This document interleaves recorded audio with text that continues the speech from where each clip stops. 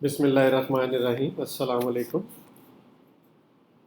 میں نوزائیدہ بچے کے دودھ بنانے کے عمل کے بارے میں ایک بہت مفید معلومات آپ کے ساتھ شیئر کرتا ہوں، اس کو ویڈیو کے ساتھ ایکسپلین بھی کروں گا، کیونکہ سب سے امپورٹنٹ جو ہمارے ذہن میں خیال ہوتا ہے، جیسے بچہ جو ہی پیدا ہوتا ہے، ایک تو اس کو فوری طور پہ جیسے جو ہی ماں چھاتی کے ساتھ لگائے اور فوری طور پہ دودھ آنا شروع ہو جائے، جبکہ ایسا نہیں ہوتا۔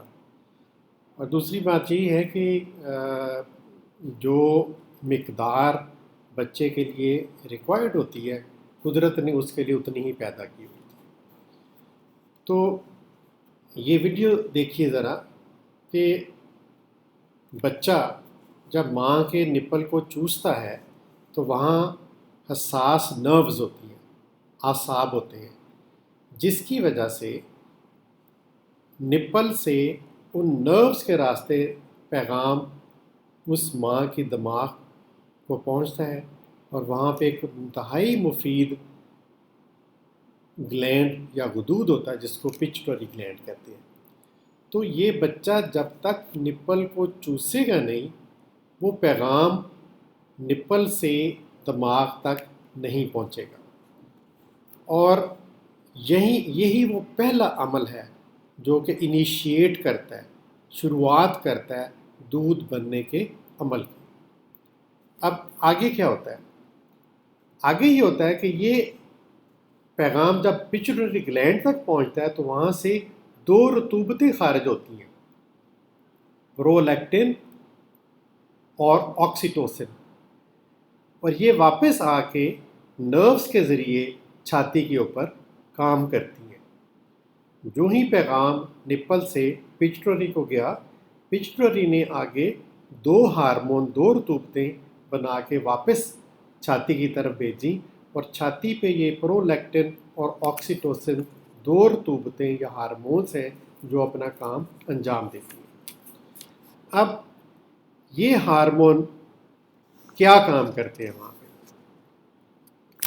اس میں دیکھیں جو پرولیکٹن ہے، بیسیکلی یہ دودھ بنانے والے غدود جو الویولائی ہوتے ہیں بریسٹ کے اندر، اس کے اوپر کام کرتا ہے اور دودھ بنانے کا عمل شروع ہو جاتا ہے۔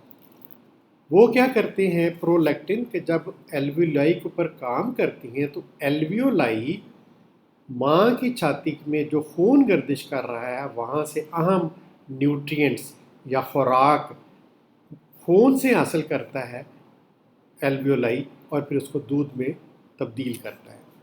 یعنی پرولیکٹن ہارمون چھاتی کے اندر دودھ بنانے والے غدود الویولائی کے اوپر کام کرتا ہے، اور وہ پھر ماں کے چھاتی میں جو دودھ گردش کر رہا ہوتا ہے وہاں سے خون کی نالیوں سے رطوبتیں اور خوراک کھینچ کے اس کو دودھ میں تبدیل کرتا ہے۔ اب دوسرا ہارمون جو آکسیٹوسن ہے، وہ کیا کرتا ہے؟ وہ بیسیکلی چھاتی کے غدود الویولائی کو اور نالیوں کو کنٹریکٹ کرتا ہے، پریس کرتا ہے، تاکہ دودھ جو بن کے الویولائی کے اندر اکٹھا ہو گیا اور اس کو آگے پش کرے، اور وہ نالیوں میں ملک جو ڈکٹس ہوتی ہیں ان کے ذریعے پھر نپل میں آتا ہے اور پھر بچے کے منہ کی طرف چلنا شروع ہو جاتا ہے۔ تو یہ وہ دو رطوبتیں ہیں جو کہ انتہائی اہم ڈیوٹی انجام دے رہی ہیں، جو کہ بچہ سک کرتا ہے، پچیٹوری کو پیغام جاتا ہے، اور پچیٹوری سے آگے دو ہارمون پرولیکٹن اور آکسیٹوسن نکلتے ہیں۔ پرولیکٹن خون سے خوراک کھینچ کے دودھ میں تبدیل کرتا ہے، اور آکسیٹوسن خون کی نالیوں، دودھ کی نالیوں کو اور الویولائی غدود کو پریس کرتا ہے اور اس کو آگے کی طرف دھکیلتا ہے کہ دودھ پھر دودھ کی نالیوں میں سے بہتا ہوا نپل کے ذریعے بچے کے منہ میں داخل ہو۔ اب اس کے بعد اگلا عمل کیا ہوتا ہے؟ اگلا عمل یہ ہوتا ہے کہ یہ جو پرولیکٹن اور آکسیٹوسن ہے، یہ نہ صرف ماں اور بچے کے دودھ بنانے کے عمل کو، دونوں کے عمل کو انیشیٹ کرتا ہے، بلکہ ممتا کی تسکین ہوتی ہے۔ ماں کا جو لمس ہے وہ بچے کو محسوس ہوتا ہے، اور بچے کا لمس ماں کو محسوس ہوتا ہے، اور اس سے وہ ایموشنل اٹیچمنٹ جو ایک ماں کو بچے سے اور بچے کو ماں سے ہوتی ہے وہ حاصل ہوتی ہے۔ یعنی اس رطوبت سے جو ہی بچہ ماں کے نپل کو چوستا ہے یہ سارا سائیکل سیٹ ہوتا ہے، اور یہ پھر رطوبتیں ممتا کو انیشیٹ کرتی ہیں۔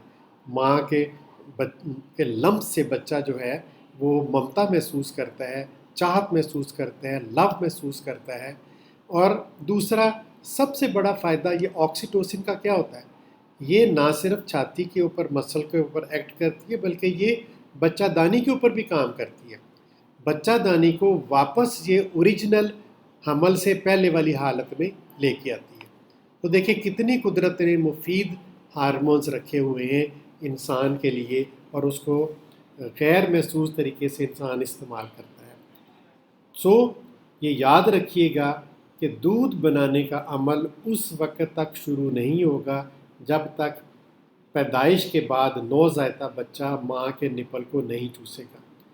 ڈیلیوری کے بعد چاہے وہ چھوٹے آپریشن سے ہو چاہے بڑے آپریشن ہو، جتنی جلدی آپ بچے کو ماں کی چھاتی سے لگانا شروع کریں گے اتنی جلدی دودھ بننے کا عمل شروع ہوگا۔